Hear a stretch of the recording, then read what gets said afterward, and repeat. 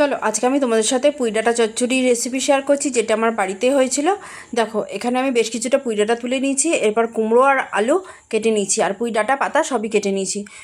এবার কড়াই দিয়ে দিলাম সর্ষের তেল, তারপরে কালো জিরে আর শুকনো লঙ্কা ফোড়নে দিয়ে দিয়েছি, আর একটা কাঁচা লঙ্কা দিয়ে দিয়েছি। ফোড়নটা রেডি হয়ে গেলে আমি কেটে রাখা আলু দিয়ে দিলাম। আলুগুলো দিয়ে 3-4 মিনিট নাড়াচাড়া করে কুমড়ো দিয়ে দেবো। কুমড়ো দিয়েও নাড়াচাড়া করবো 2-3 মিনিট মতন। তারপরে দিয়ে দিলাম হাফ চামচ মতন আদা থেতো। আদাটা তেলের মধ্যে একটু নাড়াচাড়া করে নেব।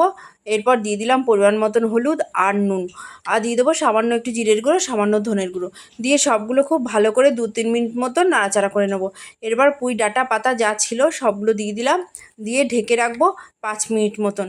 5 মিনিট পর ঢাকনাটা সরিয়ে দেবো, তারপরে খুব ভালো করে নাড়ি চাড়িয়ে নেব। এরপর আবার ঢেকে রাখবো 10 মিনিট পর। 10 মিনিট পর ঢাকনাটা সরিয়ে নিলেই সব কিছু দেখবো নরম হয়ে গেছে।